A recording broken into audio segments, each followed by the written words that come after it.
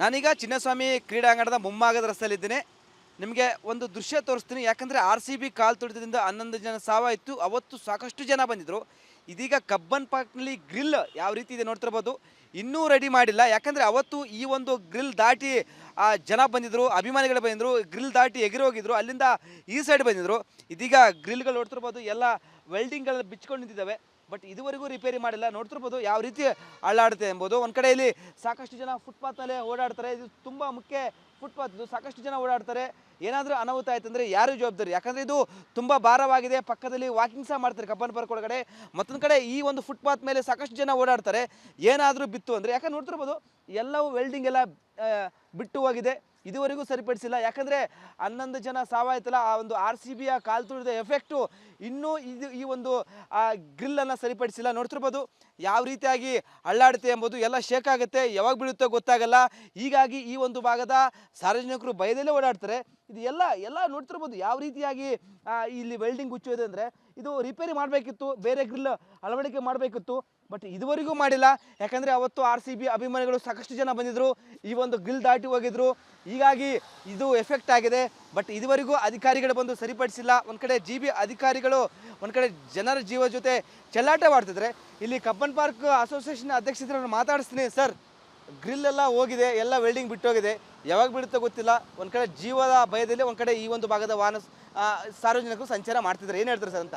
ಅದಕ್ಕೆ ಹೇಳ್ತಾರೆ, ಸರ್ಕಾರಕ್ಕೆ ಇನ್ನೊಂದು ಎಚ್ಚರಿಕೆ ಕೊಡ್ತೀನಿ. ಈಗಾಗಲೇ 11 ಜನ ಸಾಯಿಸಿದ್ದೀರಿ, ಇನ್ನು ಎಷ್ಟು ಜನ ಸಾಯಿಸಬೇಕು ನೋಡಿ. ಇದು ಇನ್ನೊಂದು ಮ್ಯಾಚ್ ಏನಾರು ನಡೆದ್ರೆ ನಿಜವಾಗಿ ಹೇಳಿ ಖಂಡಿತವಾಗೂ ಇಲ್ಲ ಅಂದರೂ ಇನ್ನು 11 ಜನ ಅಲ್ಲ, ಅದಕ್ಕಿಂತ ಜಾಸ್ತಿ ಜನ ಸಾಯ್ತಾರೆ, ಜಾಸ್ತಿ ಜನ ಗಾಯ ಆಗುತ್ತೆ ಅವರಿಗೆ. ದಯವಿಟ್ಟು ನೋಡಿ, ಇದೊಂದು ಇಲ್ಲಿ ಗ್ರಿಲ್ ಮಾತ್ರ ಇಷ್ಟು ಇರ್ಬೋದು, ಇನ್ನೂ ಒಳಗಡೆ ಹೋಗಿ ಎಷ್ಟು ಡ್ಯಾಮೇಜ್ ಮಾಡಿದ್ದಾರೆ.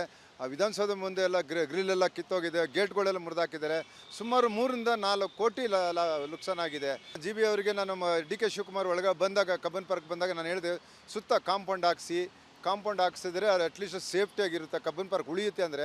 ಅದಕ್ಕೆ ಹೇಳಿದ್ರೆ ಕಾಂಪೌಂಡೆಲ್ಲ ಬೇಡ, ಇದು ಒಂಥರ ಲಕ್ಷಣ ಕಾಣಿಸಲ್ಲ ಅಂತ ಹೇಳ್ತಾರೆ.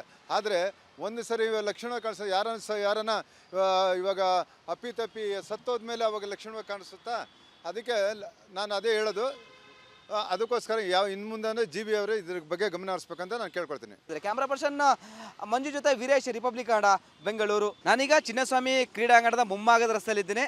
ನಿಮಗೆ ಒಂದು ದೃಶ್ಯ ತೋರಿಸ್ತೀನಿ. ಯಾಕಂದರೆ RCB ಕಾಲು ತುಳಿತದಿಂದ 11 ಜನ ಸಾವಾಯಿತು. ಅವತ್ತು ಸಾಕಷ್ಟು ಜನ ಬಂದಿದ್ದರು. ಇದೀಗ ಕಬ್ಬನ್ ಪಾರ್ಕ್ನಲ್ಲಿ ಗ್ರಿಲ್ ಯಾವ ರೀತಿ ಇದೆ ನೋಡ್ತಿರ್ಬೋದು. ಇನ್ನೂ ರೆಡಿ ಮಾಡಿಲ್ಲ. ಯಾಕಂದರೆ ಅವತ್ತು ಈ ಒಂದು ಗ್ರಿಲ್ ದಾಟಿ ಜನ ಬಂದಿದ್ದರು, ಅಭಿಮಾನಿಗಳು ಬಂದಿದ್ದರು, ಗ್ರಿಲ್ ದಾಟಿ ಎಗರಿ ಹೋಗಿದ್ರು, ಅಲ್ಲಿಂದ ಈ ಸೈಡ್ ಬಂದಿದ್ದರು. ಇದೀಗ ಗ್ರಿಲ್ಗಳು ನೋಡ್ತಿರ್ಬೋದು, ಎಲ್ಲ ವೆಲ್ಡಿಂಗ್ಗಳು ಬಿಚ್ಕೊಂಡು ನಿಂತಿದ್ದಾವೆ. ಬಟ್ ಇದುವರೆಗೂ ರಿಪೇರಿ ಮಾಡಿಲ್ಲ. ನೋಡ್ತಿರ್ಬೋದು ಯಾವ ರೀತಿ ಅಳ್ಳಾಡುತ್ತೆ ಎಂಬುದು. ಒಂದು ಕಡೆಯಲ್ಲಿ ಸಾಕಷ್ಟು ಜನ ಫುಟ್ಪಾತ್ನಲ್ಲೇ ಓಡಾಡ್ತಾರೆ. ಇದು ತುಂಬ ಮುಖ್ಯ ಫುಟ್ಪಾತ್, ಇದು ಸಾಕಷ್ಟು ಜನ ಓಡಾಡ್ತಾರೆ. ಏನಾದರೂ ಅನಾಹುತ ಆಯ್ತು ಅಂದರೆ ಯಾರು ಜವಾಬ್ದಾರಿ? ಯಾಕಂದರೆ ಇದು ತುಂಬ ಭಾರವಾಗಿದೆ. ಪಕ್ಕದಲ್ಲಿ ವಾಕಿಂಗ್ ಸಹ ಮಾಡ್ತಾರೆ ಕಬ್ಬನ್ ಪಾರ್ಕ್ ಒಳಗಡೆ. ಮತ್ತೊಂದು ಕಡೆ ಈ ಒಂದು ಫುಟ್ಪಾತ್ ಮೇಲೆ ಸಾಕಷ್ಟು ಜನ ಓಡಾಡ್ತಾರೆ. ಏನಾದರೂ ಬಿತ್ತು ಅಂದರೆ, ಯಾಕಂದ್ರೆ ನೋಡ್ತಿರ್ಬೋದು ಎಲ್ಲವೂ ವೆಲ್ಡಿಂಗ್ ಎಲ್ಲ ಬಿಟ್ಟು ಹೋಗಿದೆ. ಇದುವರೆಗೂ ಸರಿಪಡಿಸಿಲ್ಲ. ಯಾಕಂದರೆ 11 ಜನ ಸಾವಾಯ್ತಲ್ಲ, ಆ ಒಂದು RCBಯ ಕಾಲು ತುಳಿದ ಎಫೆಕ್ಟು ಇನ್ನೂ ಈ ಒಂದು ಗ್ರಿಲ್ಲನ್ನು ಸರಿಪಡಿಸಿಲ್ಲ. ನೋಡ್ತಿರ್ಬೋದು ಯಾವ ರೀತಿಯಾಗಿ ಅಳ್ಳಾಡುತ್ತೆ ಎಂಬುದು. ಎಲ್ಲ ಶೇಕ್ ಆಗುತ್ತೆ, ಯಾವಾಗ ಬೀಳುತ್ತೋ ಗೊತ್ತಾಗಲ್ಲ. ಹೀಗಾಗಿ ಈ ಒಂದು ಭಾಗದ ಸಾರ್ವಜನಿಕರು ಭಯದಲ್ಲೇ ಓಡಾಡ್ತಾರೆ. ಇದು ಎಲ್ಲ ನೋಡ್ತಿರ್ಬೋದು ಯಾವ ರೀತಿಯಾಗಿ ಇಲ್ಲಿ ವೆಲ್ಡಿಂಗ್ ಹುಚ್ಚೋದೆ ಅಂದರೆ, ಇದು ರಿಪೇರಿ ಮಾಡಬೇಕಿತ್ತು, ಬೇರೆ ಗ್ರಿಲ್ ಅಳವಡಿಕೆ ಮಾಡಬೇಕಿತ್ತು. ಬಟ್ ಇದುವರೆಗೂ ಮಾಡಿಲ್ಲ. ಯಾಕಂದರೆ ಅವತ್ತು RCB ಅಭಿಮಾನಿಗಳು ಸಾಕಷ್ಟು ಜನ ಬಂದಿದ್ದರು, ಈ ಒಂದು ಗ್ರಿಲ್ ದಾಟಿ ಹೋಗಿದ್ರು. ಹೀಗಾಗಿ ಇದು ಎಫೆಕ್ಟ್ ಆಗಿದೆ. ಬಟ್ ಇದುವರೆಗೂ ಅಧಿಕಾರಿಗಳು ಬಂದು ಸರಿಪಡಿಸಿಲ್ಲ. ಒಂದು ಕಡೆ GB ಅಧಿಕಾರಿಗಳು ಒಂದು ಕಡೆ ಜನರ ಜೀವ ಜೊತೆ ಚೆಲ್ಲಾಟವಾಡ್ತಿದ್ರೆ. ಇಲ್ಲಿ ಕಬ್ಬನ್ ಪಾರ್ಕ್ ಅಸೋಸಿಯೇಷನ್ ಅಧ್ಯಕ್ಷರನ್ನು ಮಾತಾಡಿಸ್ತೀನಿ. ಸರ್, ಗ್ರಿಲ್ ಎಲ್ಲ ಹೋಗಿದೆ, ಎಲ್ಲ ವೆಲ್ಡಿಂಗ್ ಬಿಟ್ಟೋಗಿದೆ, ಯಾವಾಗ ಬಿಡುತ್ತೋ ಗೊತ್ತಿಲ್ಲ. ಒಂದು ಕಡೆ ಜೀವದ ಭಯದಲ್ಲಿ ಒಂದು ಕಡೆ ಈ ಒಂದು ಭಾಗದ ವಾಹನ ಸಾರ್ವಜನಿಕರು ಸಂಚಾರ ಮಾಡ್ತಿದ್ದಾರೆ. ಏನು ಹೇಳ್ತಾರೆ ಸರ್ ಅಂತ? ಅದಕ್ಕೆ ಹೇಳ್ತಾರೆ, ಸರ್ಕಾರಕ್ಕೆ ಇನ್ನೊಂದು ಎಚ್ಚರಿಕೆ ಕೊಡ್ತೀನಿ. ಈಗಾಗಲೇ 11 ಜನ ಸಾಯಿಸಿದ್ದೀರಿ, ಇನ್ನು ಎಷ್ಟು ಜನ ಸಾಯಿಸಬೇಕು ನೋಡಿ. ಇದು ಇನ್ನೊಂದು ಮ್ಯಾಚ್ ಏನಾರು ನಡೆದ್ರೆ ನಿಜವಾಗಿ ಹೇಳಿ ಖಂಡಿತವಾಗೂ ಇಲ್ಲ ಅಂದರೂ ಇನ್ನು 11 ಜನ ಅಲ್ಲ, ಅದಕ್ಕಿಂತ ಜಾಸ್ತಿ ಜನ ಸಾಯ್ತಾರೆ, ಜಾಸ್ತಿ ಜನ ಗಾಯ ಆಗುತ್ತೆ ಅವರಿಗೆ. ದಯವಿಟ್ಟು ನೋಡಿ, ಇದೊಂದು ಇಲ್ಲಿ ಗ್ರಿಲ್ ಮಾತ್ರ ಇಷ್ಟು ಇರ್ಬೋದು, ಇನ್ನೂ ಒಳಗಡೆ ಹೋಗಿ ಎಷ್ಟು ಡ್ಯಾಮೇಜ್ ಮಾಡಿದ್ದಾರೆ. ಆ ವಿಧಾನಸೌಧ ಮುಂದೆ ಎಲ್ಲ ಗ್ರಿಲ್ ಎಲ್ಲ ಕಿತ್ತೋಗಿದೆ, ಗೇಟ್ಗಳೆಲ್ಲ ಮುರಿದಾಕಿದ್ದಾರೆ. ಸುಮಾರು 3 ರಿಂದ 4 ಕೋಟಿ ನುಕ್ಸಾನ್ ಆಗಿದೆ.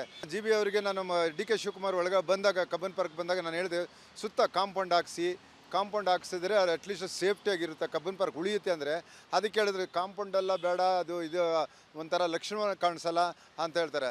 ಆದರೆ ಒಂದು ಸರಿ ಲಕ್ಷಣ ಕಾಣಿಸ್ತದೆ, ಯಾರನ್ನ ಇವಾಗ ಅಪ್ಪಿತಪ್ಪಿ ಸತ್ತೋದ್ಮೇಲೆ ಅವಾಗ ಲಕ್ಷಣವಾಗಿ ಕಾಣಿಸುತ್ತಾ?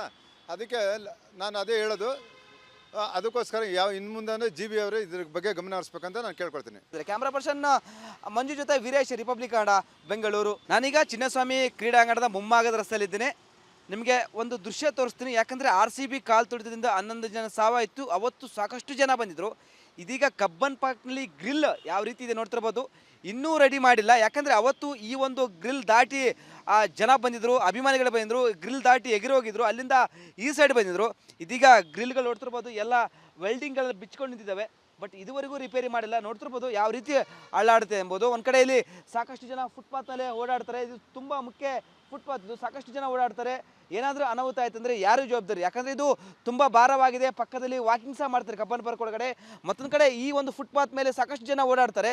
ಏನಾದರೂ ಬಿತ್ತು ಅಂದರೆ, ಯಾಕಂದ್ರೆ ನೋಡ್ತಿರ್ಬೋದು ಎಲ್ಲವೂ ವೆಲ್ಡಿಂಗ್ ಎಲ್ಲ ಬಿಟ್ಟು ಹೋಗಿದೆ.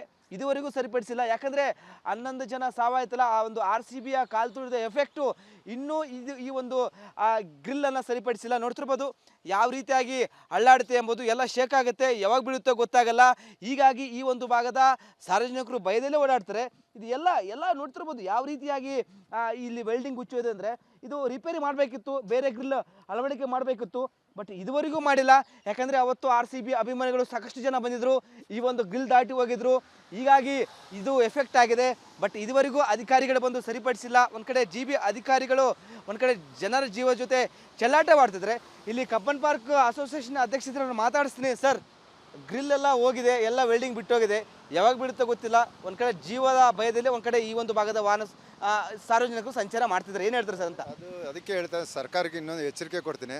ಈಗಾಗಲೇ 11 ಜನ ಸಾಯಿಸಿದ್ದೀರಿ, ಇನ್ನು ಎಷ್ಟು ಜನ ಸಾಯಿಸಬೇಕು ನೋಡಿ. ಇದು ಇನ್ನೊಂದು ಮ್ಯಾಚ್ ಏನಾರು ನಡೆದ್ರೆ ನಿಜವಾಗಿ ಹೇಳಿ ಖಂಡಿತವಾಗೂ ಇಲ್ಲ ಅಂದರೂ ಇನ್ನು 11 ಜನ ಅಲ್ಲ, ಅದಕ್ಕಿಂತ ಜಾಸ್ತಿ ಜನ ಸಾಯ್ತಾರೆ, ಜಾಸ್ತಿ ಜನ ಗಾಯ ಆಗುತ್ತೆ ಅವರಿಗೆ. ದಯವಿಟ್ಟು ನೋಡಿ, ಇದೊಂದು ಇಲ್ಲಿ ಗ್ರಿಲ್ ಮಾತ್ರ ಇಷ್ಟು ಇರ್ಬೋದು, ಇನ್ನೂ ಒಳಗಡೆ ಹೋಗಿ ಎಷ್ಟು ಡ್ಯಾಮೇಜ್ ಮಾಡಿದ್ದಾರೆ. ಆ ವಿಧಾನಸೌಧ ಮುಂದೆ ಎಲ್ಲ ಗ್ರಿಲ್ ಎಲ್ಲ ಕಿತ್ತೋಗಿದೆ, ಗೇಟ್ಗಳೆಲ್ಲ ಮುರಿದಾಕಿದ್ದಾರೆ. ಸುಮಾರು 3 ರಿಂದ 4 ಕೋಟಿ ನುಕ್ಸಾನ್ ಆಗಿದೆ. GB ಅವರಿಗೆ ನಾನು DK ಶಿವಕುಮಾರ್ ಒಳಗೆ ಬಂದಾಗ, ಕಬ್ಬನ್ ಪಾರ್ಕ್ ಬಂದಾಗ ನಾನು ಹೇಳಿದೆ, ಸುತ್ತ ಕಾಂಪೌಂಡ್ ಹಾಕ್ಸಿದ್ರೆ ಅದು ಅಟ್ಲೀಸ್ಟ್ ಸೇಫ್ಟಿಯಾಗಿರುತ್ತೆ, ಕಬ್ಬನ್ ಪಾರ್ಕ್ ಉಳಿಯುತ್ತೆ ಅಂದರೆ. ಅದಕ್ಕೆ ಹೇಳಿದ್ರೆ ಕಾಂಪೌಂಡೆಲ್ಲ ಬೇಡ, ಇದು ಒಂಥರ ಲಕ್ಷಣ ಕಾಣಿಸಲ್ಲ ಅಂತ ಹೇಳ್ತಾರೆ. ಆದರೆ ಒಂದು ಸರಿ ಲಕ್ಷಣ ಕಾಣಿಸೋದು, ಯಾರನ್ನ ಇವಾಗ ಅಪ್ಪಿತಪ್ಪಿ ಸತ್ತೋದ್ಮೇಲೆ ಅವಾಗ ಲಕ್ಷಣವಾಗಿ ಕಾಣಿಸುತ್ತಾ? ಅದಕ್ಕೆ ನಾನು ಅದೇ ಹೇಳೋದು. ಅದಕ್ಕೋಸ್ಕರ ಇನ್ನು ಮುಂದೆ GB ಅವರು ಇದ್ರ ಬಗ್ಗೆ ಗಮನ ಹರಿಸ್ಬೇಕಂತ ನಾನು ಕೇಳ್ಕೊಳ್ತೀನಿ. ಕ್ಯಾಮ್ರಾ ಪರ್ಸನ್ ಮಂಜು ಜೊತೆ ವೀರೇಶ್, ರಿಪಬ್ಲಿಕ್ ಕನ್ನಡ, ಬೆಂಗಳೂರು.